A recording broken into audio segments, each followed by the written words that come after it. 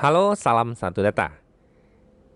Hari ini saya akan mengadakan pembahasan soal kisi-kisi teknik komputer dan informatika untuk seleksi akademik PPG tahun 2022. Ini adalah part kedua yang sebelumnya saya sudah mengupload terkait pembahasan soal PPG. Ini adalah materi terakhir untuk bidang studi TKJ dan SIJA. Untuk video berikutnya, saya akan membahas materi RPL dan multimedia. Sebuah metode yang diterapkan untuk mengatur besarnya bandwidth yang akan digunakan oleh masing-masing pengguna di sebuah jaringan, sehingga penggunaan bandwidth akan terdistribusi secara merata, disebut dengan... Nah, di sini teman-teman memiliki beberapa keyword. Yang pertama adalah mengatur besarnya bandwidth. Nya adalah penggunaan bandwidth akan terdistribusi secara merata. Disebut dengan istilah bandwidth. Bandwidth ini tidak mungkin karena bandwidth itu adalah besarnya paket data atau informasi yang dapat disalurkan dari sumber ke tujuan persatuan waktu. Ini tidak. Kemudian yang kedua adalah bandwidth management system. Nah, bandwidth management system ini adalah sebuah teknik yang kita gunakan untuk mengatur besarnya bandwidth sehingga penggunaan bandwidth dapat diatur demi kelancaran suatu jaringan. Nah, ini adalah jawaban yang benar. Kenapa? Karena teman-teman di sini memiliki kata kunci mengatur. Nah, di sini manage ya. Di sini adalah manage. Throughput sendiri memiliki arti kemampuan sebenarnya suatu jaringan dalam melakukan pengiriman data. Ini adalah kemampuan yang sebenarnya atau kemampuan aktual. Kemudian berikutnya jitter. Jitter adalah variasi atau perubahan latensi dari delay atau variasi waktu kedatangan. Kemudian latensi. Latensi merupakan waktu tunda suatu paket yang diakibatkan oleh proses transmisi dari satu titik ke titik yang lain. Jadi untuk ini jawaban yang paling benar adalah bandwidth management system. Yang ini salah, kemudian ini juga salah. Terdapat beberapa parameter dari quality of service atau QoS, yaitu sebagai berikut kecuali. Berarti di sini yang jadi jawaban adalah yang bukan. Quality of service jaringan memiliki beberapa parameter, yaitu bandwidth, kemudian throughput, kemudian jitter, kemudian packet loss. Nah, di sini harusnya bukan limit tetapi latensi. Nah, di sini terdapat limit. Nah, limit sendiri adalah bukan dari parameter QoS. Metode manajemen bandwidth termudah yang ada pada router OS mikrotik untuk membatasi bandwidth berdasarkan IP tertentu adalah metode. Nah, di sini ada kata kunci adalah metode yang termudah pada router OS. Kemudian membatasi bandwidth berdasarkan IP tertentu. Di sini yang pertama adalah Simple Queue. Simple Queue adalah salah satu metode manajemen bandwidth yang paling mudah dilakukan di mikrotik. Manajemen bandwidth dilakukan dengan melakukan pembatasan bandwidth berdasarkan IP. Jadi jawabannya adalah ini.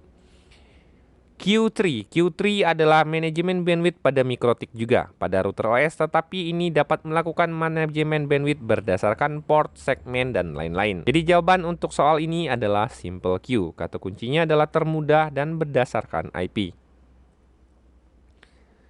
Melakukan konfigurasi pada router OS mikrotik dapat dengan mudah dilakukan dengan menggunakan aplikasi. Nah, ini adalah berarti aplikasi atau utilities yang kita gunakan untuk melakukan remote untuk melakukan config mikrotik. Jawabannya adalah Windows, ini adalah sistem operasi. Winbox ini adalah aplikasi secara GUI untuk melakukan konfigurasi mikrotik. Ini benar berarti ya. Kemudian SSH server ini adalah Curcell server untuk transmisi data untuk secara aman. Ini bukan. Telnet juga untuk melakukan transmisi, DNS untuk merubah alamat IP ke domain dan dari domain ke alamat IP. Jadi software yang digunakan adalah Winbox. Teknik untuk mendistribusikan beban traffic pada dua atau lebih jalur koneksi secara seimbang agar traffic dapat berjalan optimal dan menghindari overload pada salah satu jalur koneksi disebut dengan istilah. Nah, teman-teman di sini mendapatkan beberapa clue, yaitu yang pertama adalah secara seimbang. Kemudian di sini adalah untuk menghindari overload. Di sini kalau teman-teman lihat dari soal, ketika teman-teman tidak tahu pilihan jawabannya, yang paling masuk akal di sini adalah load balancing atau teknik yang kita gunakan untuk membagi jaringan secara terdistribusi hingga tidak ada penumpukan pada satu jalur tertentu. Bandwidth management system ini adalah teknik pengelolaan bandwidth. Bandwidth sendiri bukan, throughput bukan, latensi juga bukan. Jadi jawabannya adalah load balancing. Apakah kepanjangan dari VLAN? Kepanjangan dari VLAN adalah Virtual Local Area Network. Jawabannya adalah ini. VLAN sendiri merupakan sebuah protokol yang memungkinkan pembuatan beberapa jaringan dalam satu segmen jaringan yang sama, yang dikembalikan ke suatu port apabila tidak dalam bentuk trunking dan untagged merupakan pengertian dari yang dikembalikan ke suatu port apabila tidak dalam bentuk trunking dan untagged merupakan pengertian. Nah, ini merupakan salah satu jenis-jenis VLAN, di mana di sini ada pilihan default VLAN. Nah, default VLAN adalah VLAN yang sudah ada sejak pertama kali switch dihidupkan. Ini adalah secara default dia sudah memiliki VLAN. Kemudian data VLAN. Data VLAN adalah suatu VLAN yang hanya mengatur traffic data pada VLAN. Jadi ini dikhususkan untuk mengatur paket data.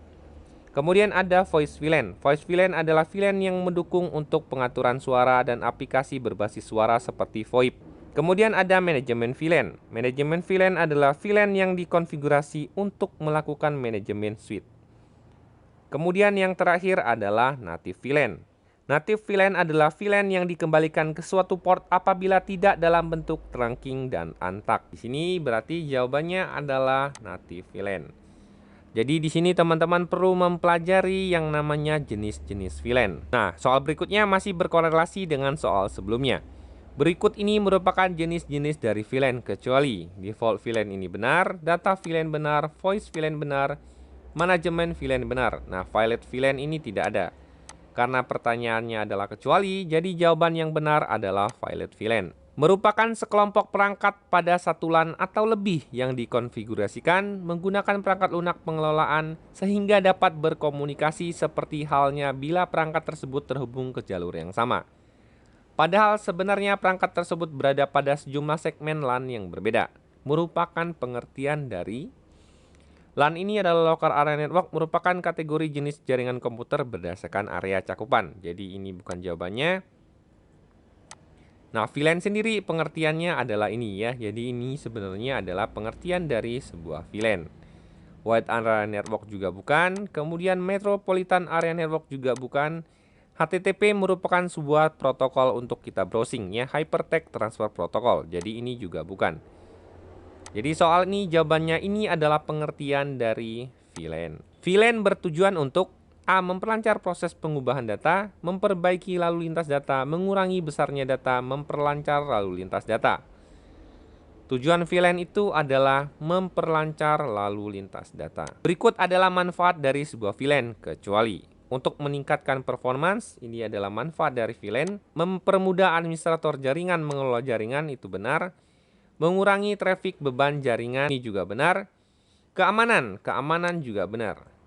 Kecuali berarti kemacetan lalu lintas data, karena fungsi VLAN sebenarnya malah untuk mengurangi traffic beban jaringan. Jadi jaringannya akan menjadi lebih lancar. Jadi jawaban yang bukan adalah kemacetan lalu lintas data. Nama lain perangkat jaringan komputer adalah, di sini ada perangkat jaringan komputer. Berarti ada perangkat jaringan komputer. Jadi di sini yang berhubungan dengan perangkat itu adalah network device. Trunking berfungsi untuk, ini adalah mode akses pada VLAN di mana terdapat mode trunking dan mode akses port. Nah, di sini yang ditanya adalah trunking. Di sini ada jawabannya mentransmisi, kemudian penghalang akses, kemudian menghubungkan VLAN yang sama dalam switch yang berbeda. Kemudian menghubungkan VLAN yang berbeda dalam satu switch yang sama. Kemudian menghubungkan semuanya. Nah, fungsi utama dari trunking itu adalah menghubungkan VLAN yang sama dalam switch yang berbeda. Untuk mendeteksi apakah hubungan komputer dengan jaringan sudah berjalan dengan baik, utilitas yang kita gunakan adalah pilihan pertama adalah ls. ls ini adalah perintah yang digunakan untuk melihat isi direktori pada Linux. Ini tidak mungkin. Clear ini untuk menghapus teks ketika menggunakan CLI.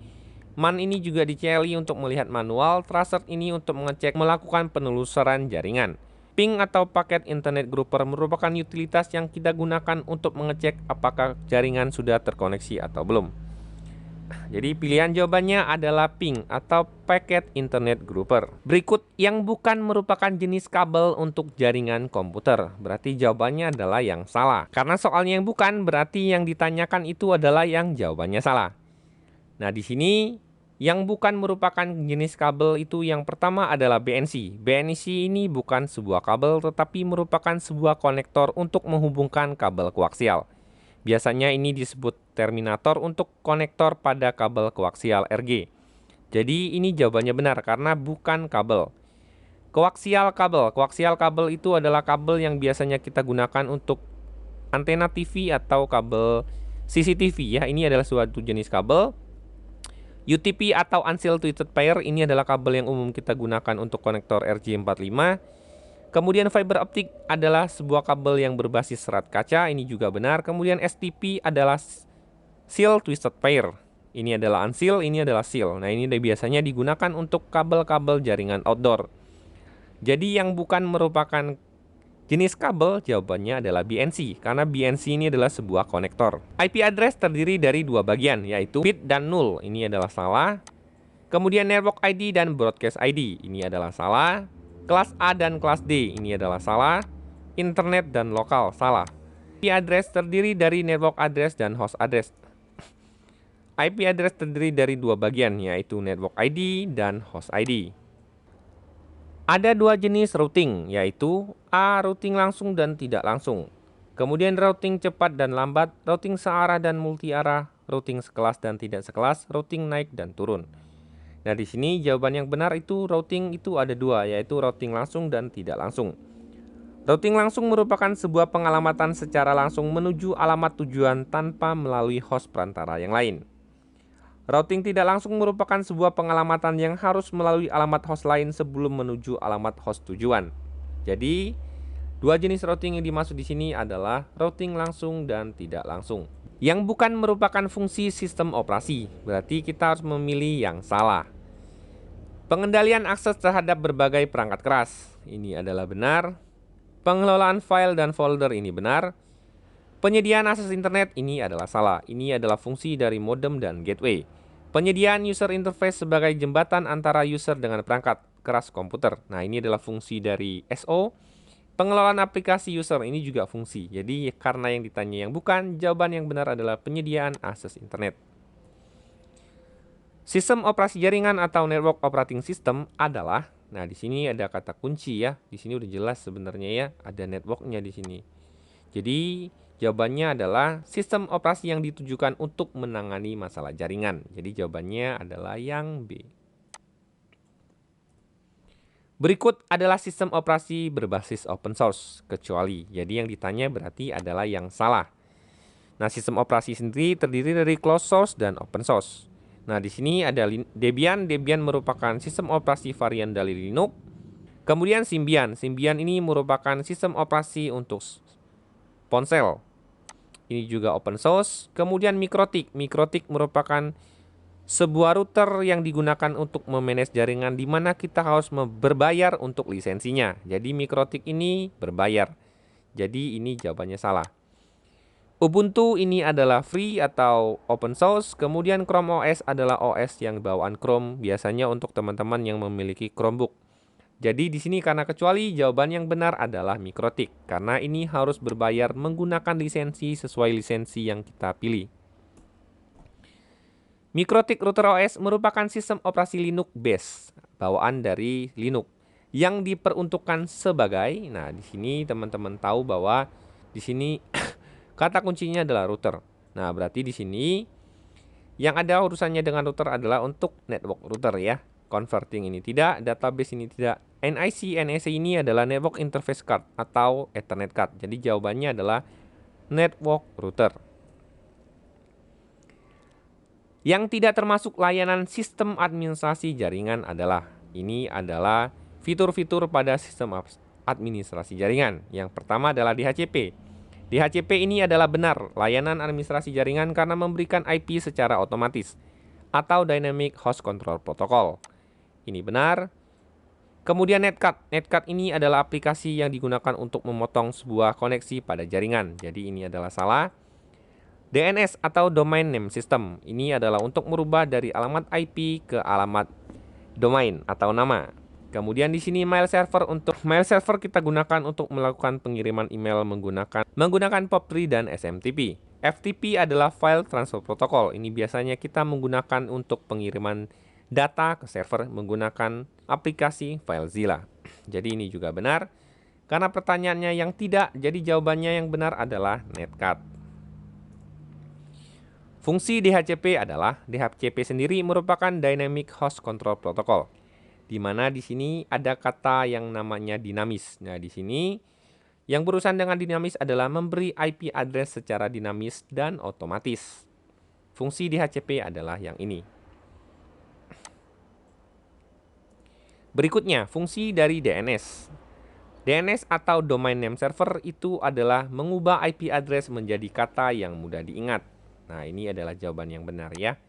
Mengirim email kepada klien merupakan fungsi dari mail server, memberi IP address secara otomatis merupakan fungsi DHCP, mengatur kecepatan internet ini berurusan dengan router OS, mengontrol server dari jarak jauh merupakan fungsi dari remote server atau SSH. Jadi jawaban yang benar adalah A. DNS kepanjangan dari DNS sendiri jawabannya adalah Domain Name Server. Jadi pilihannya adalah D. Fungsi remote server adalah, di sini ada clue adalah remote ya. Jadi remote ini berarti teman-teman dapat mengontrol server dari jarak jauh. Jadi ini adalah fungsi dari remote server. Memblokir situs yang tidak penting merupakan fungsi dari firewall atau proxy. Mengatur kecepatan internet itu menggunakan bandwidth management system. Memberi IP secara otomatis merupakan jawaban dari DHCP. Mengirim data ke server merupakan fungsi dari FTP.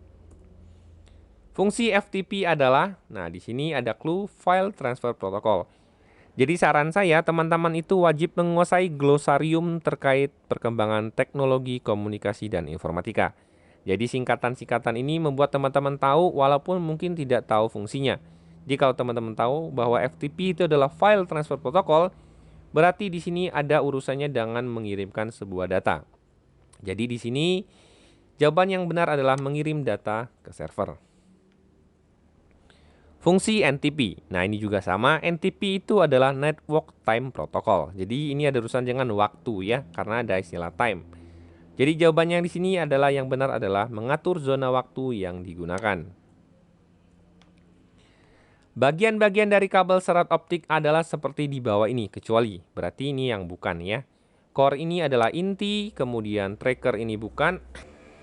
Jadi ini adalah salah. Cladding itu adalah lapisan utama dari fiber optik, ini juga benar. Outer jacket dan buffer ini adalah bagian dari coating pada fiber optik atau lapisan pelapis pada fiber optik, ini juga benar. Jadi di sini yang bukan merupakan bagian dari kabel fiber optik, jawaban yang benar adalah tracker. Pemandu gelombang optik dibentuk dari dua lapisan utama, yaitu berarti ini adalah dua lapisan utama pada fiber optik. Jawabannya adalah di sini ada core dan coating, core dan cladding, clothing dan cladding, kemudian cladding dan konektor, serat optik dan kabel udara.